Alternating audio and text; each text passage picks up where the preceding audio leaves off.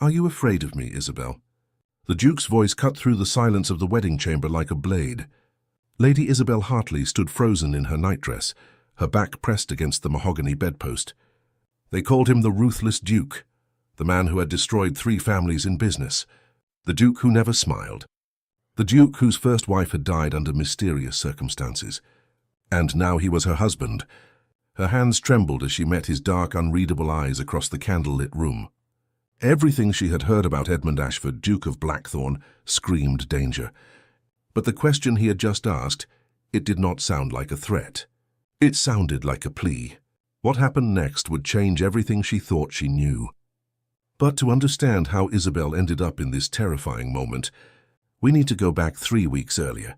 The morning had started like any other at Hartley Manor, except for the growing sense of dread that had settled over the household like a dark cloud.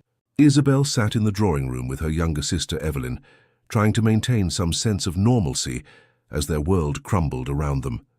Their father had been dead for 2 months, and with his passing came the devastating revelation of his gambling debts. Massive debts that threatened to swallow everything they had left. Their mother had passed away 2 years earlier, leaving Isabel at 23 responsible for 16-year-old Evelyn. The creditors were coming. They had perhaps a week, maybe less, before the estate would be seized and they would be turned out into the street with nothing. No home, no money, no future. For Isabel, the loss of status and comfort was bearable. But for Evelyn, still so young and innocent, it meant the destruction of every hope and dream. No respectable family would allow their son to marry a penniless girl with no connections. Evelyn's entire life would be ruined before it even began. That afternoon, everything changed when the Duke of Blackthorn's solicitor arrived at their door. Mr. James Thornbury was a thin, severe man in an expensive black coat who wasted no time with pleasantries. He laid out the proposal with businesslike efficiency. The Duke of Blackthorn was willing to pay all of their father's debts, every single penny, in exchange for one thing: marriage to Lady Isabel Hartley. The wedding would take place within 3 weeks. There would be no courtship, no lengthy engagement, and no need for them to meet beforehand. The Duke simply required a wife, and he was willing to solve their financial crisis in exchange for Isabel's hand. Complete security for Evelyn's future would be guaranteed. An education fund, a generous dowry when the time came for her own marriage. Everything the sisters needed to survive and even thrive. All Isabel had to do was marry a man she had never met. But Isabel knew exactly who the Duke of Blackthorn was, even if they had never been formally introduced. Everyone in society knew of Edmund Ashford. They called him the Ruthless Duke, and the name was not given lightly. He had destroyed 3 prominent families in business dealings, ruthlessly crushing them when they tried to compete with his shipping empire. He never smiled at social gatherings. He never danced. He spoke only when necessary, and always with an icy coldness that made even the bravest men uncomfortable. And then there was the matter of his first wife. Lady Margaret had married him 4 years ago, and the marriage had lasted only 8 months before she died. The official cause was illness, but the whispers told a different story. Some said the Duke's coldness had broken her spirit. Others hinted at something darker, though no one dared speak it aloud. The servants who had worked at Blackthorn Manor during that time left shortly after Margaret's death, and none of them would discuss what they had seen. The Duke had not remarried since then, living alone in his massive estate like a ghost haunting his own life. Isabel sat in stunned silence after the solicitor finished speaking. Evelyn gripped her hand tightly, her young face pale with fear and hope warring against each other. The choice was impossible and yet utterly simple. Marry a man who might be dangerous, possibly even deadly, or watch her sister's life be destroyed by poverty and shame. There was really no choice at all. That evening, Isabel sent word to the solicitor. She would accept the Duke's proposal. She would marry Edmund Ashford and become the Duchess of Blackthorn. Whatever fate awaited her, she would face it to keep Evelyn safe. In the days that followed, Isabel tried to prepare herself for what was coming. She made inquiries carefully and discreetly about the Duke. Everything she learned only increased her fear. He was rarely seen in public. When he did attend social functions, people gave him a wide berth as if afraid to draw his attention. His business rivals spoke of him with a mixture of respect and terror. He was brilliant, calculating, and absolutely merciless when crossed. And his first wife, sweet Margaret, had withered away in his home like a flower denied sunlight. The wedding day arrived far too quickly.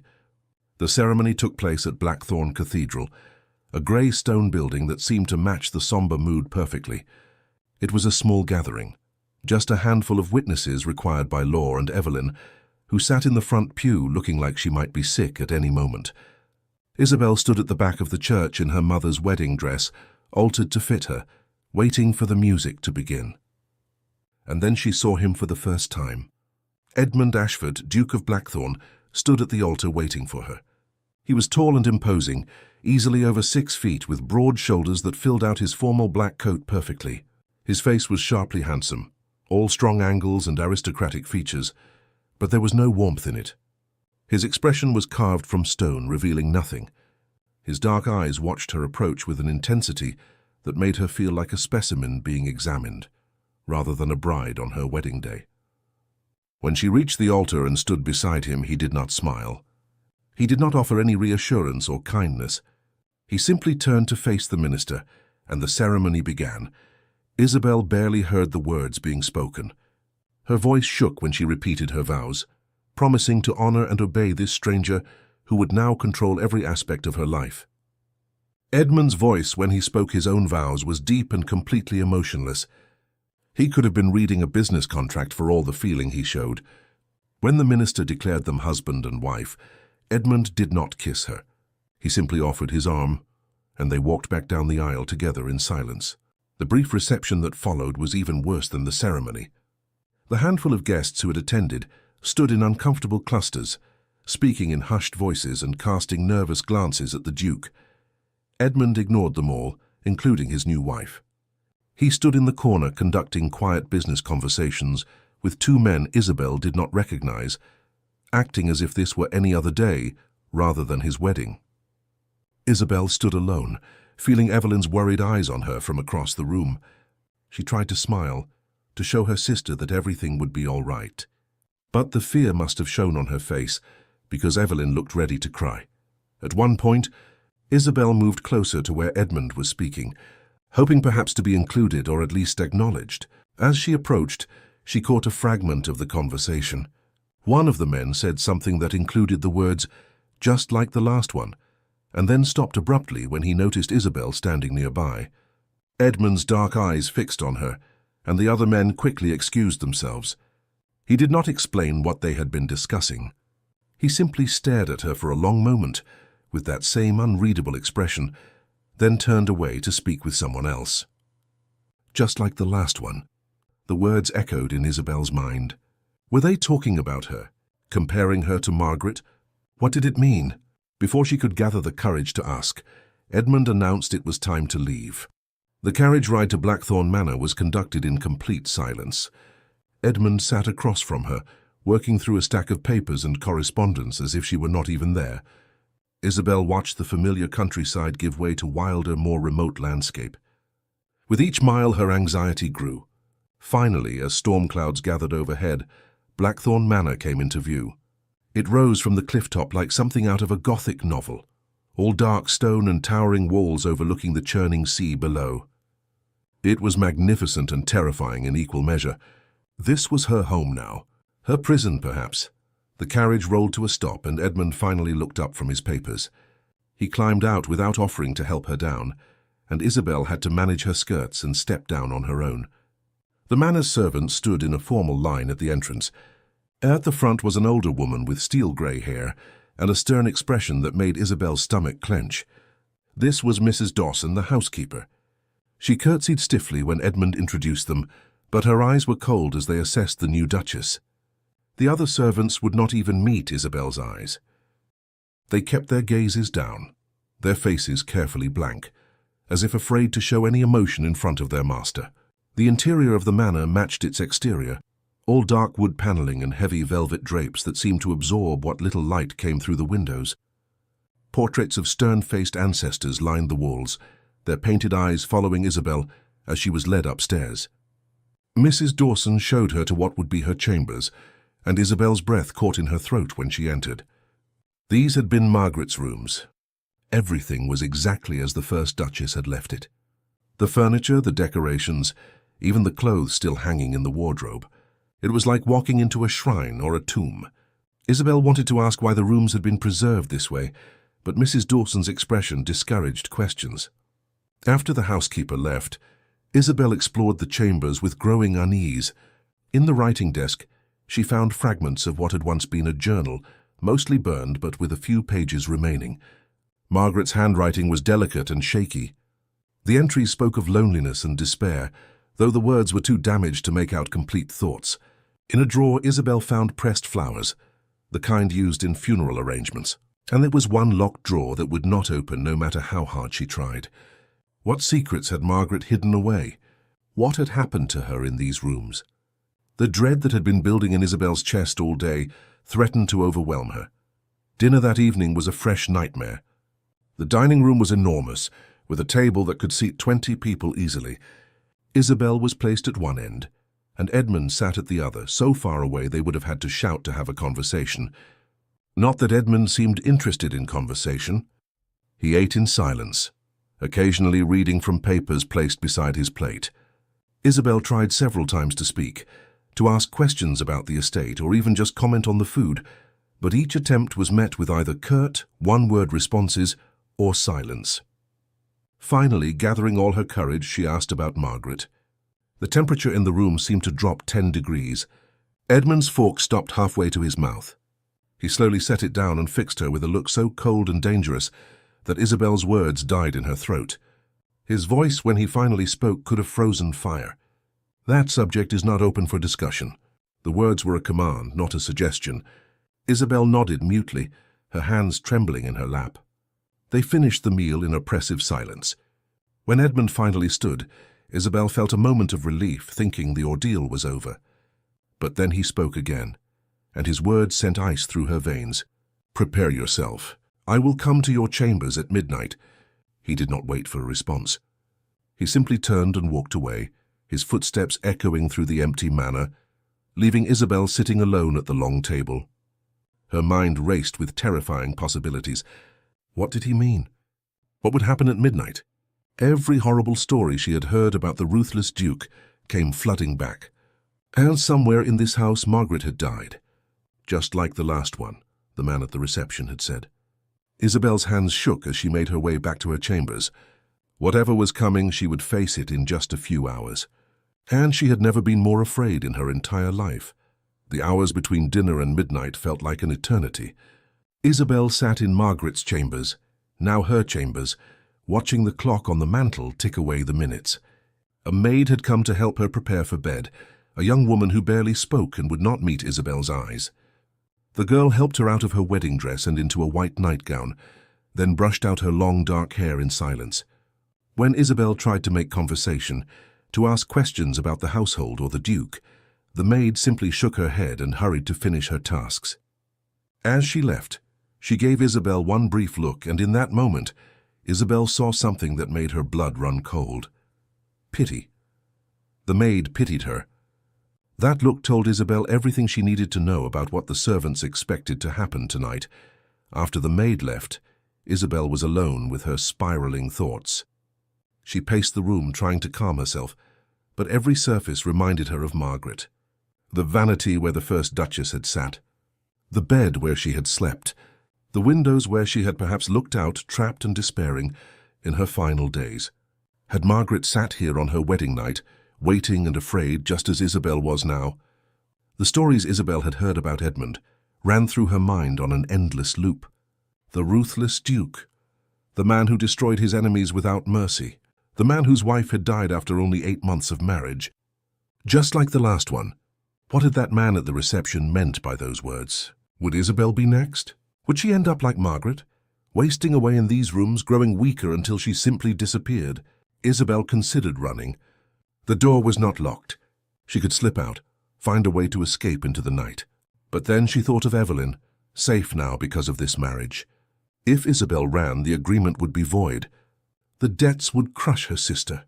No, there was no escape. She had made her choice, and now she had to face the consequences, whatever they might be. The clock struck midnight, each chime like a hammer blow to Isabel's heart. She stood near the bed, her hand gripping the mahogany bedpost for support. Her whole body trembled, and she hated herself for showing such weakness, but she could not stop the fear. Heavy footsteps sounded in the corridor outside, slow, deliberate steps that seemed to echo with terrible finality.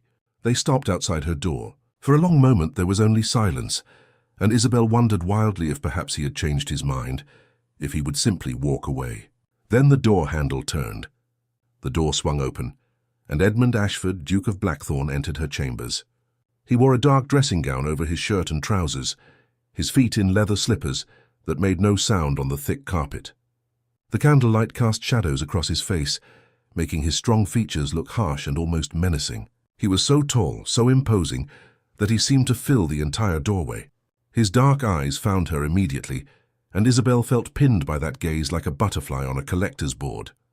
Edmund stepped into the room and closed the door behind him with a soft but decisive click. That sound, the sound of the door closing, felt like a prison gate slamming shut. There was no escape now. Isabel pressed herself back against the bedpost, her fingers digging into the carved wood. Edmund stood just inside the door, not moving closer, but watching her with that same intense, unreadable expression he had worn all day. The silence stretched between them, thick and suffocating. Isabel's heart pounded so hard she was certain he could hear it. Her breath came in short, shallow gasps.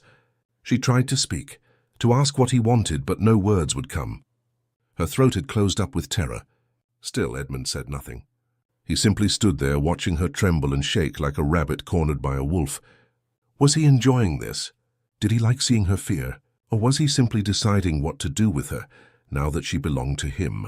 Finally, after what felt like hours but could only have been a minute or two, Edmund spoke. His voice was quiet, almost gentle, but it cut through the silence like a knife. "Are you afraid of me, Isabel?" The question caught her completely off guard.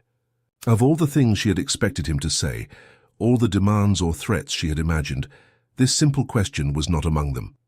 And the tone in which he asked it, that was even more confusing. He did not sound threatening. He did not sound angry or cruel. He sounded almost sad. There was something in his voice, some quality of vulnerability that did not fit with everything she knew about the ruthless Duke. Isabel stared at him, trying to understand what was happening. Was this some kind of game, a test? She opened her mouth to answer, but what came out was not what she had planned to say. The truth simply spilled out of her, raw and honest. "Yes, I am terrified." Her voice shook, barely above a whisper, but in the quiet room the words rang out clearly.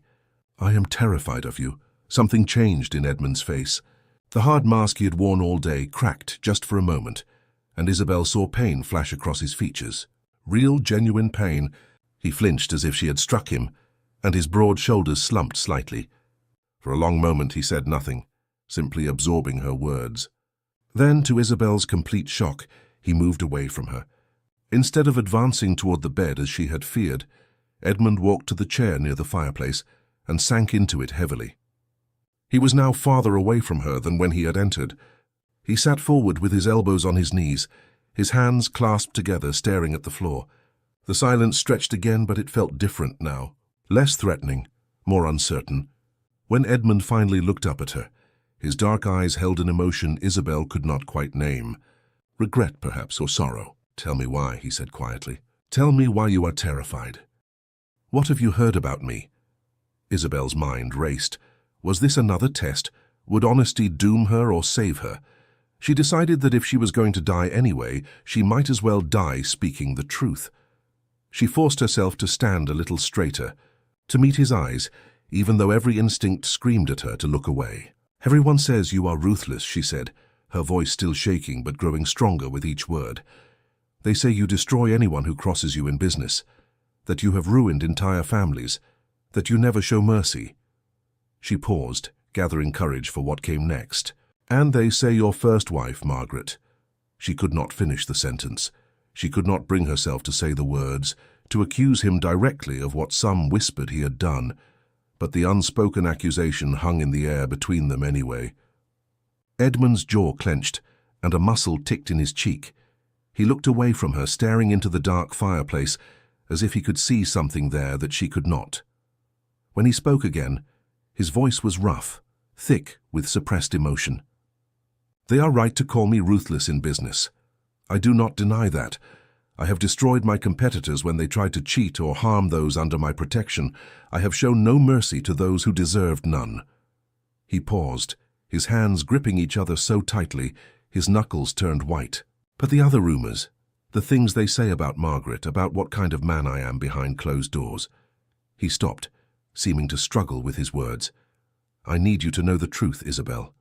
The real truth, not the stories society tells." Isabel remained frozen by the bedpost, her mind reeling. This was not at all what she had expected. The ruthless Duke was not advancing on her with cruel intentions. Instead, he sat slumped in a chair, looking almost broken. And now he was offering to tell her the truth about his first wife.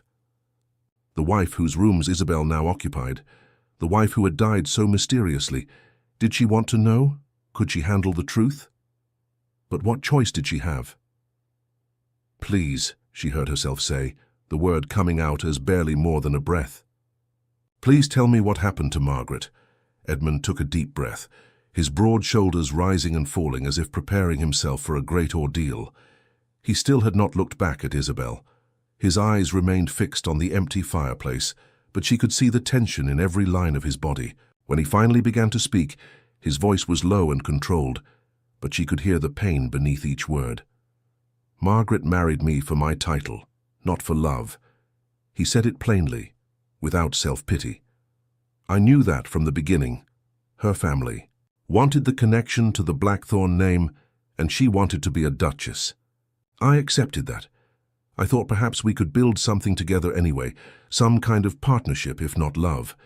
For a time she was kind to me. We had some pleasant conversations. She smiled at dinner. But as the weeks passed, she grew more and more distant." He paused, his hands tightening their grip on each other. "I gave her space, thinking that was what she wanted. I focused on my work, on the estate, on business. I thought I was being respectful, allowing her freedom to adjust to married life. I did not realize I was making a terrible mistake."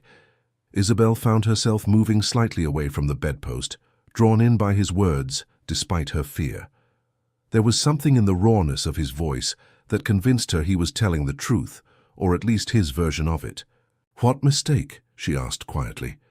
Edmund finally looked at her, and the anguish in his eyes made her breath catch. "I did not see that she was dying." The words hung in the air like a death sentence. Isabel felt her legs weaken, and she sank down onto the edge of the bed, staring at him. "Dying," she repeated. Edmund nodded, his jaw working as he fought for control. "She was ill, Isabel, consumption, the wasting disease. It must have started even before we married, but she hid it. She hid it from everyone. By the time the doctors finally examined her and told me what was wrong, it was too late. The disease had progressed too far. There was nothing they could do." His voice cracked on the last word, and he had to stop for a moment to compose himself. Isabel felt tears prick her own eyes, though she barely knew why. She had been prepared to hear a story of cruelty or violence, not this tale of tragic illness. "How long?" Isabel asked. "How long from when you learned the truth until she passed?" 6 weeks, Edmund said, and the two words were filled with such agony that Isabel felt them like a physical blow. 6 weeks of watching her waste away. 6 weeks of her struggling to breathe, coughing blood, growing weaker every day. 6 weeks of being absolutely helpless to do anything but watch her die. He stood abruptly from the chair and walked to the window, his back to Isabel now. "She barely let me in the room toward the end. She had a nurse, and the nurse told me Margaret did not want me there. She did not want me to see her like that. So I stayed away, honoring her wishes, sitting outside her door like a useless fool while my wife died alone." The bitterness in his voice was directed at himself, Isabel realized. He was not angry at Margaret. He was angry at himself. "But why would society blame you for her illness?" Isabel asked, confused. "Surely people understood she was sick." Edmund let out a harsh laugh, completely devoid of humor. "Because I am the ruthless Duke," he said. "Because I have made enemies in business, powerful men who I have beaten or exposed for their corruption. Because I am cold in public and do not play their social games. When Margaret died, they saw an opportunity to destroy my reputation further." He turned back to face her, and in the candlelight, She could see the glisten of unshed tears in his eyes. They said I had killed her spirit with my coldness. They said I had neglected her, worked her to death with the stress of being married to me. Some even whispered that I had poisoned her, though they had no evidence because there was none. The official cause was consumption, but society chose to believe I was somehow responsible. And the truth is, he said, his voice breaking, they were right. Not about poison or cruelty, but about failure. I failed her, Isabel. I was so busy, building my business empire, so focused on being the powerful Duke of Blackthorn, that I did not see my own wife was dying right in front of me. I gave her space when perhaps she needed presence. I honored her distance when perhaps she needed connection, and by the time I realized something was truly wrong, it was too late to save her. Isabel felt something shift inside her chest. This was not the monster she had imagined. This was a man carrying a crushing weight of guilt and grief, punishing himself far more harshly than society ever could. But Edmund was not finished. He took a step toward her, then seemed to think better of it, and stopped. After Margaret died, I built walls, he continued. I made myself even colder, even more ruthless in business. If people were going to call me a monster anyway, then I would be the most efficient monster they had ever seen. I would show no weakness, no vulnerability, no emotion that could be used against me. I destroyed anyone who tried to compete with me unfairly. I crushed anyone who tried to hurt the people under my protection. And I told myself I would never marry again, never risk failing another person the way I failed Margaret. His eyes locked onto Isabel's. But then your situation came to my attention. Your father's debts, your sister's future hanging in the balance. I could have simply seized your estate through the debt collectors. It would have been legal, profitable even. But when I made inquiries and learned about you, about how you were trying to protect your young sister, something in me, he stopped, searching for words. Something in me remembered what it felt like to care about someone other than myself. I thought perhaps I could help you, while also fulfilling my duty to produce an heir for the Blackthorn line. A practical arrangement that would benefit us both. Isabel watched him carefully, seeing him clearly for perhaps the first time. The harsh lines of his face, the tension in his shoulders, the pain in his eyes, all of it told a story of a man who had been hurt and who had hurt himself even more in response. "But you have trapped me," she said softly. Not accusingly, but simply stating a fact. You have married me, and now I am here, terrified of you, and you realize that this practical arrangement is not so simple after all. Edmund's shoulders slumped in defeat. Yes, you are right. I have trapped you in a marriage with a man you fear, a man with a terrible reputation, a man who does not know how to be warm or kind, or anything other than what I have become. And I realize now how unfair that is to you. He moved back to the chair and sat down again, suddenly looking exhausted. That is why I came here tonight, Isabel, not to force myself on you, not to demand my rights as a husband, but to tell you the truth that society will never believe, and to make you a promise. He looked directly at her with an intensity that took her breath away. I will never force you. This marriage can be whatever you need it to be. I will not demand anything from you that you are unwilling to give freely. You have control here, not me. If you want separate rooms, separate lives, a marriage in name only, then that is what we will have. I brought you here tonight only to tell you this truth, and to ask you one thing. His voice dropped to barely more than a whisper. Please do not fear me, Isabel. I can bear society's hatred, their whispers and judgments, but I cannot bear the thought of my own wife living in terror under my roof. Isabel sat in stunned silence, her entire understanding of this man and her situation shifting like sand beneath her feet. Everything she had believed about Edmund Ashford was crumbling, revealing something far more complicated and human underneath. Isabel sat on the edge of the bed, her hands folded in her lap, trying to process everything Edmund had just told her. The fear that had gripped her heart since the moment she agreed to this marriage was slowly loosening its hold, replaced by something else. Confusion, perhaps, or curiosity. She looked at this man, this supposedly ruthless duke, and saw someone entirely different from what she had expected. She saw someone who was broken just like she was, someone who had built walls to protect himself, just as she had been prepared to do. The silence between them was no longer thick with terror.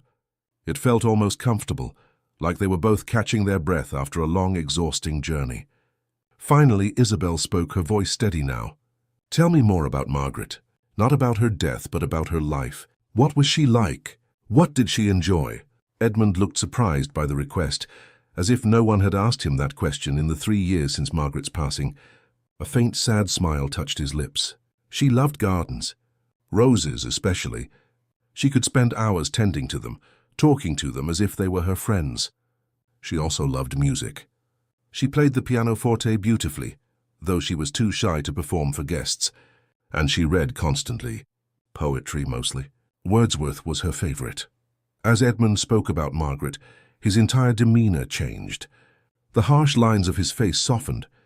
His voice lost its edge. Isabel could see that despite the distance in their marriage, he had genuinely cared for his first wife, and her death had wounded him deeply.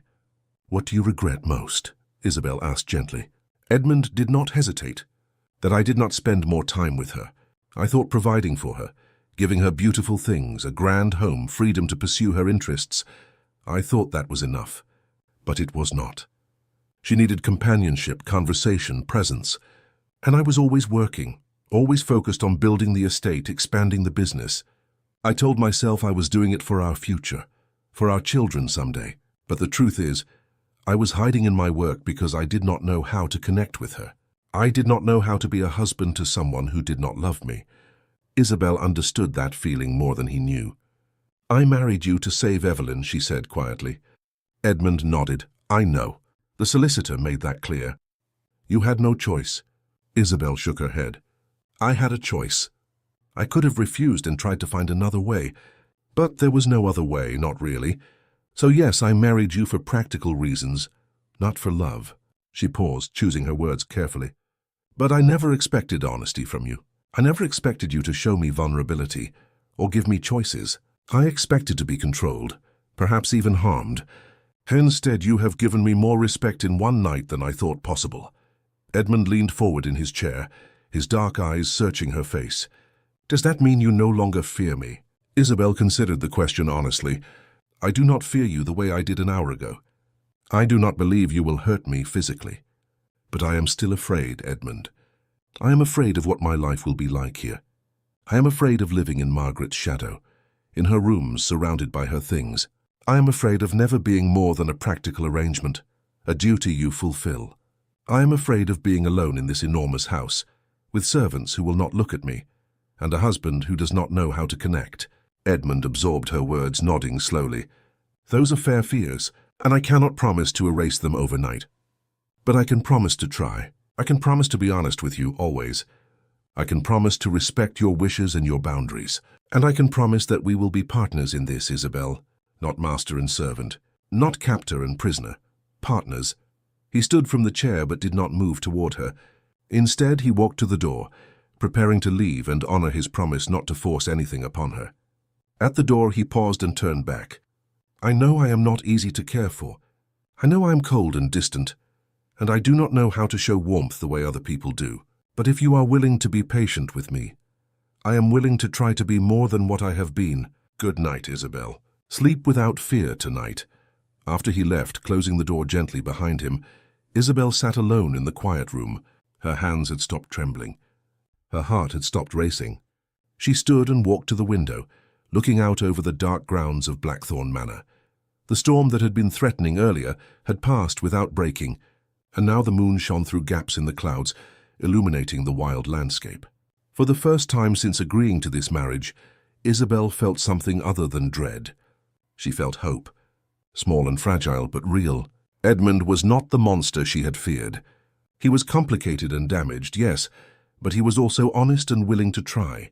That was more than many women got from their husbands, arranged marriage or not. She thought about what he had said about Margaret's garden and made a decision. Tomorrow she would ask to see it. Perhaps restoring something beautiful that had been neglected would be a good place for both of them to start. Morning came with pale sunlight filtering through the heavy drapes. Isabel woke feeling more rested than she had expected, considering everything that had happened. She dressed with the help of the same silent maid from the night before, and then made her way downstairs, uncertain of what she would find. She discovered Edmund in his study, a large room lined with books and papers, working at an enormous oak desk.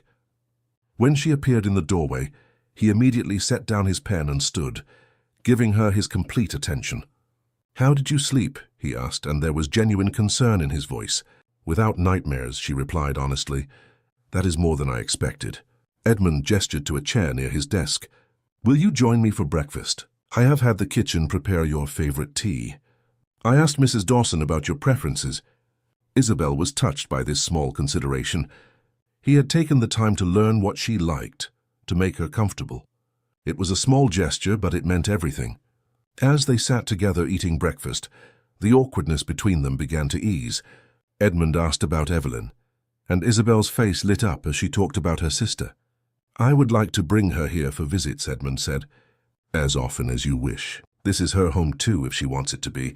"Thank you," Isabel said warmly. "That means a great deal to me." After breakfast, Edmund stood and offered his arm. "Would you like to see the estate? I want to show you everything. The farms, the tenants, the improvements we have been making. This is your home now, Isabel. I want you to know it, to feel comfortable here. And," he added quietly, "I want to show you Margaret's garden. I think it is time." Isabel stood and placed her hand on his arm, the first time she had voluntarily touched him. It was a small thing, but she felt him tense slightly at the contact, as if he had not expected it and did not quite know how to respond. Together they walked out of the manor and into the morning light. As they crossed the grounds, Edmund pointed out various features of the estate, talking about the history of Blackthorn and the families who lived and worked on the land. His love for this place was evident in every word. "These people depend on me," he said, as they walked past a row of neat cottages. "Their livelihoods, their families, their futures. That is why I am ruthless in business, Isabel. Not for greed, but to protect them. If the estate fails, they suffer. So I do not allow anyone to threaten what I have built here." Isabel began to understand him better. His ruthlessness was not random cruelty. It was fierce protection of those under his care. There was a kind of honor in that, even if society could not see it. Finally, they reached a high stone wall with an iron gate. Beyond it, Isabel could see an overgrown garden, wild roses climbing over arbors and pathways nearly hidden by weeds. "This was Margaret's place," Edmund said quietly, his hand on the gate but not opening it yet. "I have not entered since she died. I could not bear it. But I think she would want it restored. She would want life here again, not this," he gestured at the neglect, "this monument to death." Isabel looked at the garden and then at Edmund. "May I restore it?" she asked. "May I make it beautiful again?" Edmund's expression softened with gratitude and relief. "I would be honored if you would. And perhaps," he added hesitantly, "perhaps you could teach me about roses. Margaret tried once, but I was always too busy. I would like to learn now." Isabel smiled, a real smile, the first since coming to Blackthorn Manor. "I would like that," she said. Together, they opened the gate and stepped into the garden. And as they did, Isabel felt as if they were also stepping into a new beginning, leaving fear behind and moving towards something better. Something that might, with time and patience, become real partnership and perhaps even more. The days that followed brought a rhythm to life at Blackthorn Manor that Isabel had not expected. Each morning she and Edmund took breakfast together in the smaller dining room, not the cavernous formal space where they had eaten on that first terrible night. They talked about the estate, about books they had read, about small everyday things that helped them learn about each other. Edmund was different in these private moments. The cold mask he wore for the world slipped away, revealing someone thoughtful and even gentle. He listened when she spoke, really listened, and he asked her opinions on matters concerning the household and estate. When she made suggestions, he considered them seriously and often implemented them. It was a kind of respect Isabel had never expected from any husband, let alone the ruthless Duke. One morning, about a week after their wedding, Isabel went looking for Edmund and found him in the library. He was sitting in a leather chair by the window, completely absorbed in a book. As she came closer, she saw it was a volume of poetry, Wordsworth, the same poet Margaret had loved. Edmund looked up and saw her standing there, and his face flushed slightly with embarrassment. He quickly closed the book as if he had been caught doing something wrong. "I did not hear you come in," he said, setting the book aside. Isabel smiled and moved closer. There is no need to hide it. I think it is wonderful that you read poetry. Edmund looked uncomfortable. It is not very Duke-like, is it? Serious men are supposed to read about politics and war, not romantic verses about nature. Isabel sat in the chair across from him. Maybe dukes should read more poetry. Maybe the world would be better if powerful men spent more time thinking about beauty instead of just power. Edmund stared at her for a moment, and then something remarkable happened. He laughed. It was a short, quiet laugh, but it was genuine, and it transformed his entire face. The harsh lines softened, his dark eyes lit up, and for just a moment he looked years younger. "That is probably true," he said, still smiling slightly. "Margaret used to say something similar. She thought I took life too seriously." The mention of Margaret did not bring the usual shadow over his face. Instead, Edmund picked up the poetry book again. She loved this collection. After she died, I started reading it, trying to understand what she had found in these pages. At first, I did not see it. But over time, the words started to mean something. They helped me, in a way. Helped me feel things I had been trying to bury. Isabel felt a warmth spread through her chest. This vulnerability, this willingness to share his inner world, meant more to her than any grand gesture could have. They spent the next hour reading poetry together, taking turns reading verses aloud, discussing what they meant. It was intimate in a way Isabel had never experienced, a meeting of minds that felt more significant than any physical closeness. As they sat there in the quiet library with sunlight streaming through the windows, Isabel realized something that both thrilled and frightened her. She was beginning to care for Edmund, not just respect him or feel safe with him, but actually care about him as a person. The realization made her heart skip, and she quickly pushed the feeling aside. It was too soon, too dangerous to let herself feel that way. That afternoon, a letter arrived that brought Isabel even more joy. Evelyn was coming to visit. Edmund had arranged everything, sending his own carriage to bring her to Blackthorn Manor. When Evelyn arrived 2 days later, Isabel rushed out to greet her, embracing her sister tightly. Evelyn looked around at the imposing manor with wide eyes, nervous but curious. "Is he truly as terrible as they say?" Evelyn whispered when they had a moment alone.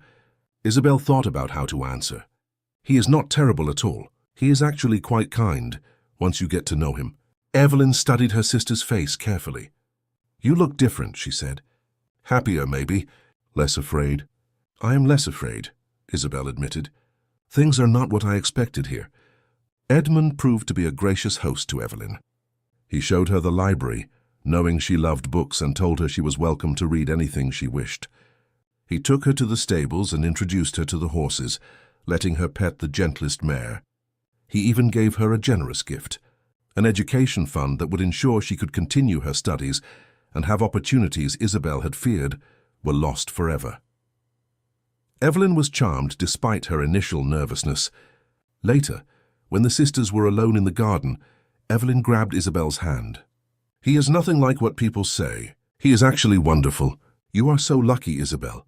Isabel was not sure about lucky, but she was beginning to feel grateful. Before Evelyn left to return home, she pulled Isabel aside one more time. "You are falling in love with him," Evelyn said with the bluntness only a sister could have.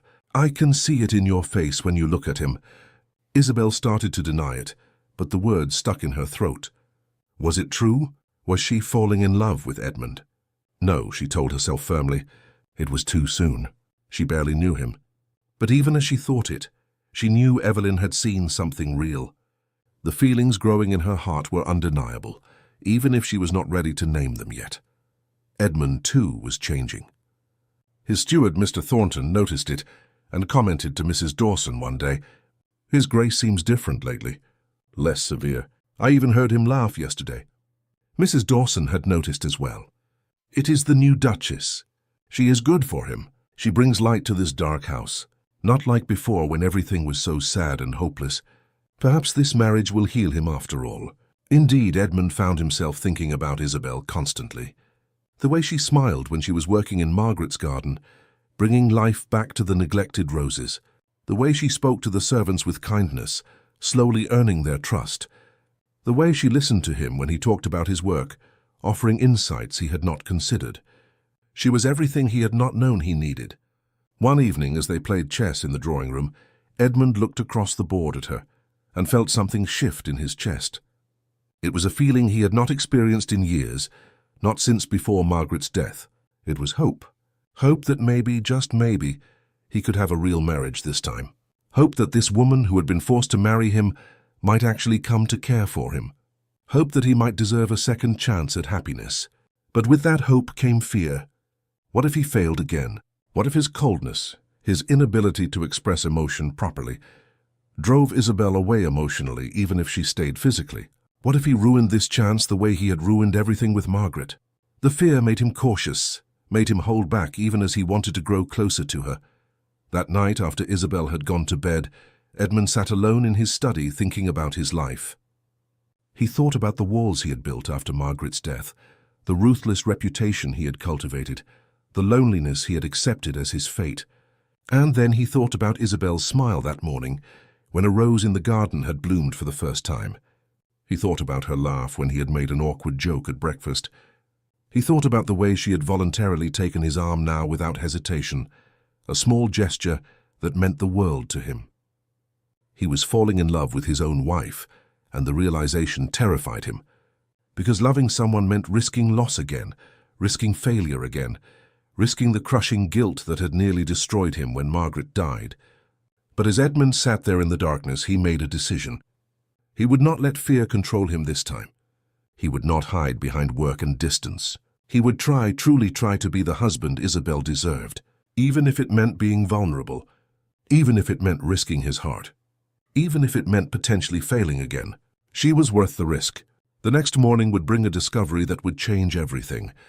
But tonight, Edmund simply sat with his newfound determination, ready to face whatever came next. Isabel woke in the middle of the night, unable to sleep. Moonlight streamed through the window, casting silver shadows across Margaret's chambers.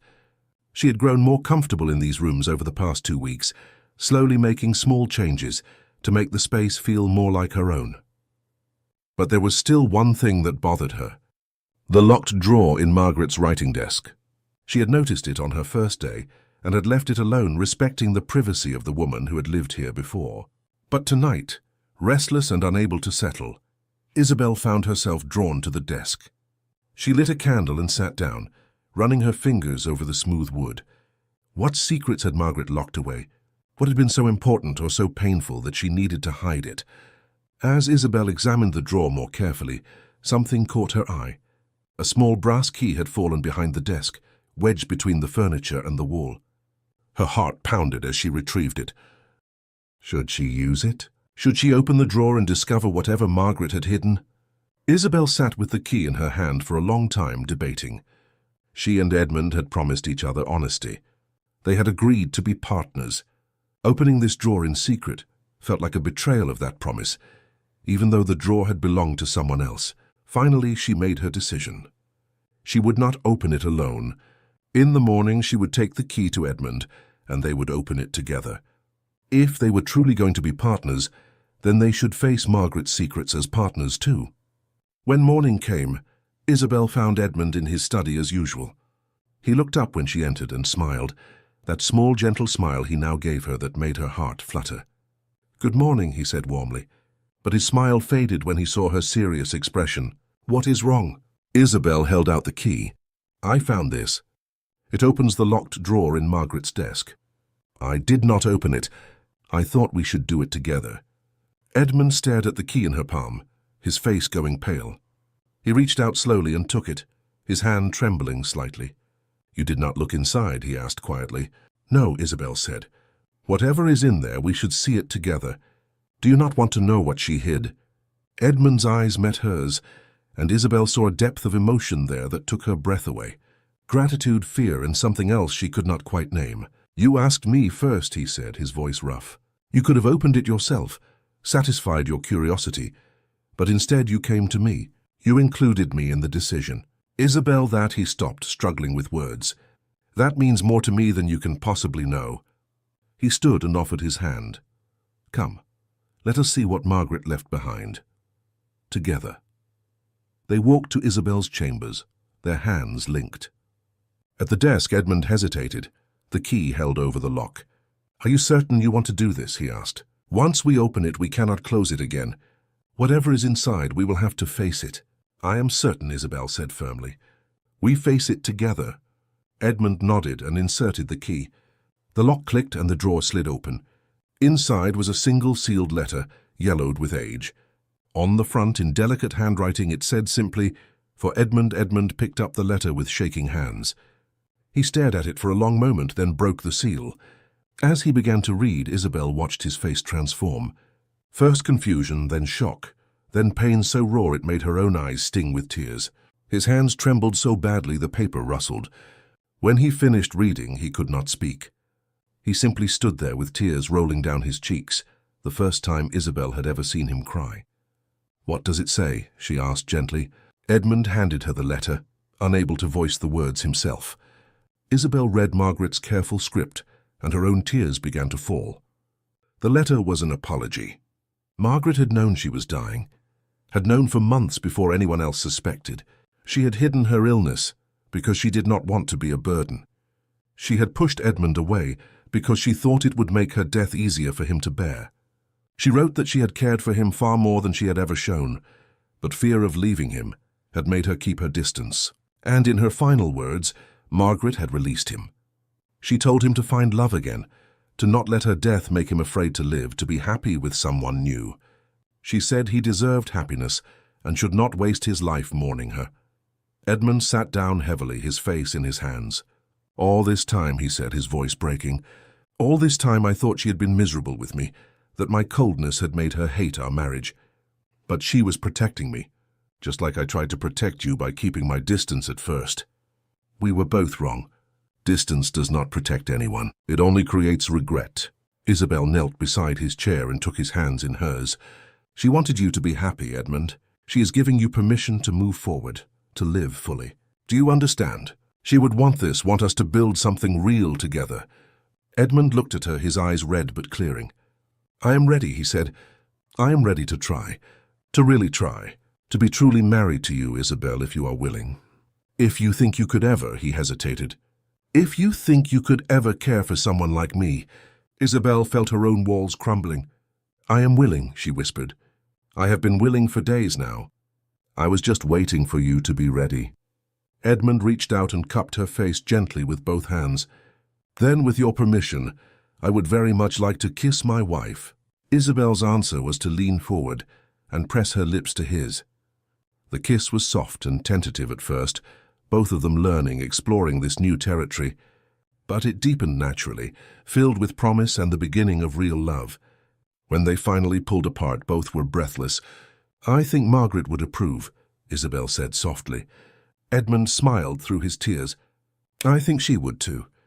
3 weeks after their wedding, an invitation arrived that could no longer be ignored.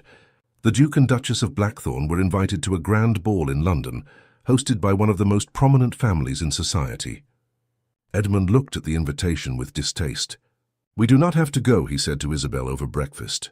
"I have avoided these events for years. Society can manage without us." But Isabel shook her head. "We cannot hide forever, Edmund. Eventually we must face them together. Besides, I am a duchess now. I need to learn how to be one properly." Edmund studied her face, seeing the determination there mixed with nervousness. "Are you certain?" "They will whisper and stare. They will judge us both." "Then let them," Isabel said with more confidence than she felt. "We know the truth about our marriage. That is what matters." Edmund reached across the table and took her hand. "Very well, we will go together. But the moment you want to leave, you tell me, and we will go immediately. You do not have to endure anything for the sake of appearances." The week leading up to the ball was filled with preparations. New gowns were ordered for Isabel, and she was given the Blackthorn family jewels, magnificent pieces that had been locked away since Margaret's death. Mrs. Dawson helped her learn the complicated rules of precedence and protocol, who to greet first, how to address various ranks of nobility, which topics were appropriate for discussion. It was exhausting, but Isabel was determined to represent Edmund well. On the night of the ball, as Isabel dressed in a gown of deep sapphire silk with the Blackthorn diamonds at her throat, she caught Edmund watching her in the mirror. "You are beautiful," he said quietly. "But more than that, you are brave." "I'm terrified," she admitted. "My hands are shaking." He came up behind her and gently took her trembling hands in his. So are mine, but we will be terrified together. That makes it bearable. The carriage ride to London was quiet, both of them lost in their own thoughts. But their hands remained clasped the entire journey, drawing strength from each other. When they arrived at the ball, the moment their names were announced, the massive ballroom fell silent. Every eye turned to them. The ruthless Duke had returned to society, and he had brought his new bride. The whispers started immediately, a rustling sound like leaves in wind. Isabel felt every gaze on her, judging, evaluating, wondering. She wanted to run, to hide, but she kept her chin high and her hand steady on Edmund's arm, just as he had taught her. Edmund led her into the room, his face an unreadable mask, his posture rigid with tension. People stepped back as they passed, creating a path but also a barrier. No one approached to greet them. No one smiled. They stood alone in the center of the crowded room, isolated by Edmund's reputation. Isabel saw ladies turning away from her, refusing to acknowledge her presence. She was being shunned because of who she had married. The rejection stung more than she had expected. Edmund noticed her distress immediately. His jaw tightened with anger, but he forced himself to remain calm. "Dance with me," he said, not as a question but as a declaration. Right now in front of all of them. He led her onto the dance floor, and the orchestra, recognizing a cue when they saw one, began a waltz. As they moved together, every person in the ballroom watched. Isabel focused on Edmund's face, on his dark eyes that held hers with steady reassurance. "Ignore them," he murmured. "Look only at me. They do not matter." "But they do matter," Isabel whispered back. "These are the people we must live among." Edmund pulled her slightly closer. "Propriety be damned. Then we will change their minds. Starting now." As they danced, Edmund spoke loudly enough for the couples nearest them to hear. "You have made me happier than I ever thought possible," he said clearly. "I was half alive before you came into my life, Isabel." Isabel felt her heart swell at his public declaration. "And you have shown me what true partnership means," she replied, also speaking clearly, "what it means to be respected and valued." Their honest emotion was visible to everyone watching, and Isabel saw some of the hostile expressions softening with curiosity. Perhaps the ruthless Duke was not quite what society had believed.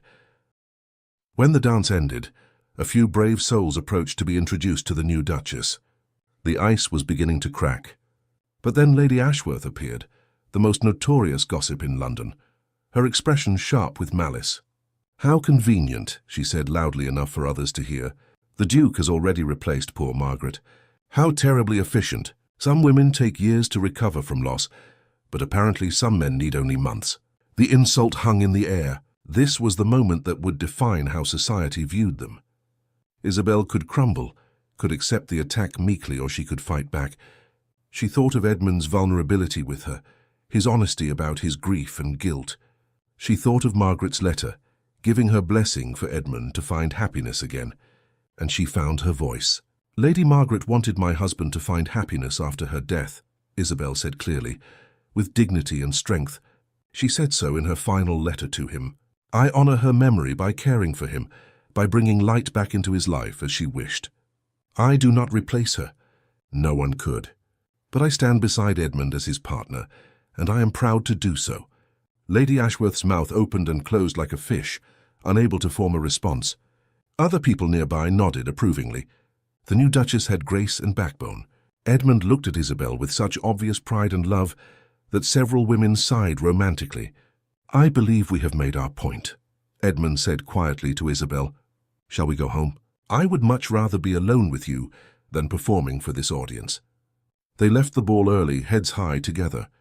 In the carriage riding back to Blackthorn Manor, Edmund pulled Isabel close. "You were magnificent tonight. The way you stood up to Lady Ashworth, the way you defended our marriage. I have never been more proud of anyone in my entire life." Isabel leaned into his warmth. "I meant every word I said. I am proud to be your wife, Edmund." He tilted her chin up to look at her. "I need to tell you something I should have said days ago. I married you to solve a practical problem, to help both of us. But somewhere along the way I fell in love with you, Isabel." "Completely and irrevocably." Isabel's breath caught. Edmund continued, his voice rough with emotion. "You do not have to say it back. I know it is soon, and I know you may never feel the same way. But I needed you to know the truth. I love you. Tears filled Isabel's eyes. On our wedding night, you asked if I was afraid. I was afraid of never being loved, of living in Margaret's shadow forever. But you have loved me through patience and honesty.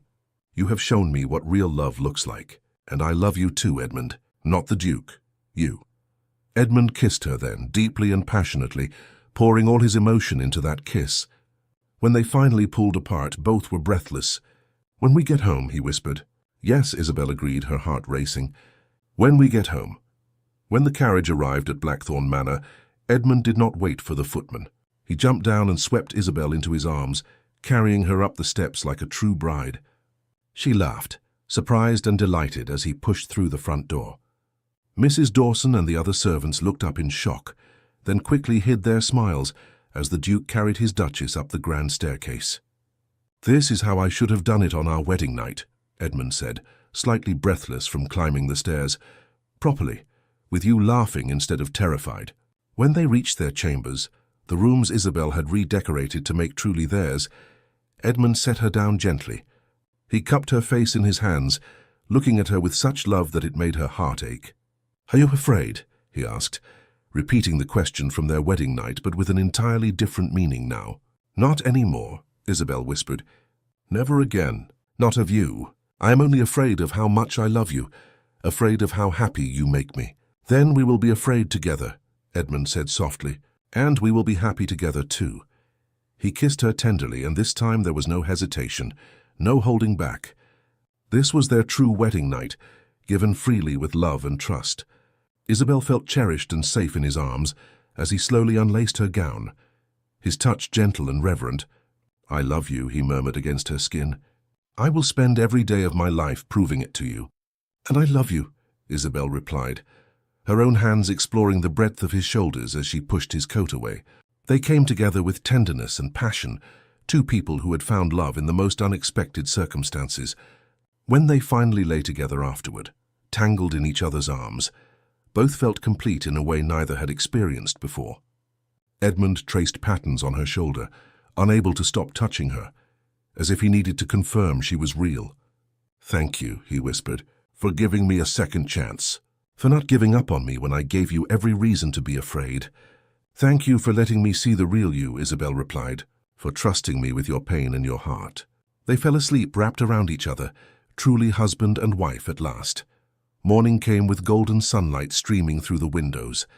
Isabel woke to find Edmund already awake, watching her with a soft expression she had never seen before. Good morning, wife, he said, his voice warm with contentment and love. Good morning, husband, she replied, stretching like a cat. She noticed a scar on his shoulder she had never seen before and traced it gently with her finger. Tell me about this. Edmund captured her hand and kissed her fingers. A war wound from my time in the army years ago. I have never told anyone the story, but I will tell you everything, Isabel.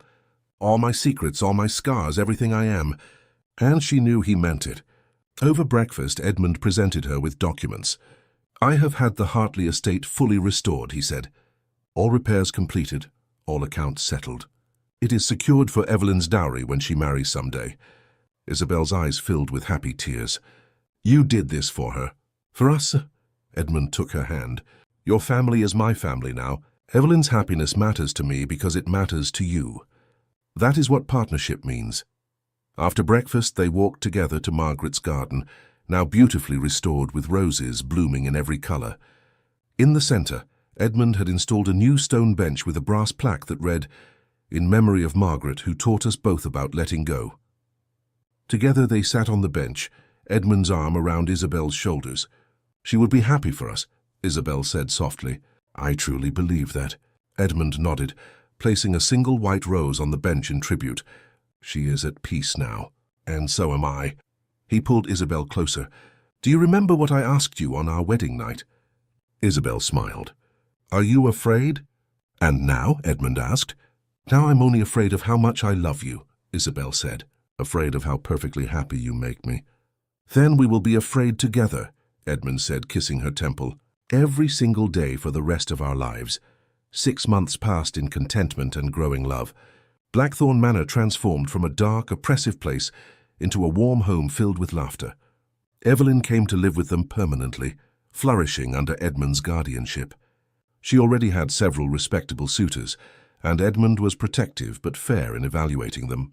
"She deserves the choice I never gave you," he told Isabel. She should marry for love, not necessity. One evening, Isabel had news that would change everything again.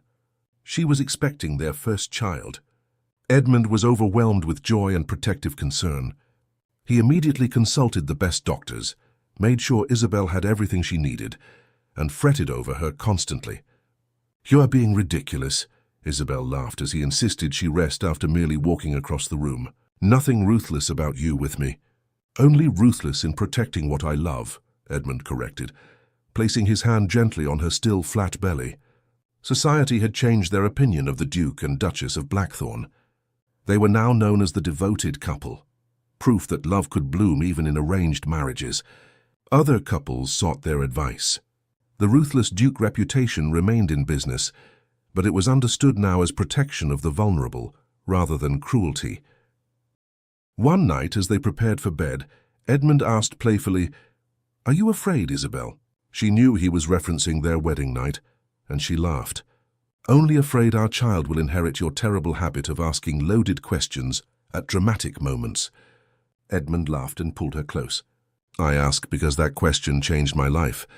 Your honest answer that night, admitting your fear, it broke down my walls. It let me be vulnerable too. And that saved us both." Isabel rested her head on his chest, hearing the steady beat of his heart. "I was terrified of marrying you. Everyone called you the ruthless Duke. I thought you might harm me, might be cruel. But you asked one simple question with such vulnerability that it changed everything. Are you afraid?" In answering honestly, we both found freedom. Freedom from fear, freedom to love, freedom to be ourselves. "They still call you ruthless, you know," she added with a smile. "But I call you mine," Edmund replied, kissing her. "Always and forever mine." As they lay together in the darkness, both reflected on the journey that had brought them here. From terror to trust, from loneliness to love, from two broken people to one strong partnership. Outside, Blackthorn Manor stood warm and welcoming on its cliff, no longer a Gothic prison, but a true home. A home filled with love, laughter, and the promise of family. The ruthless Duke had found his redemption, and Lady Isabel had found her courage. Together, they had created something beautiful from fear. And they would face every tomorrow the same way they had faced that first frightening night. Together, honest and afraid of nothing except losing each other.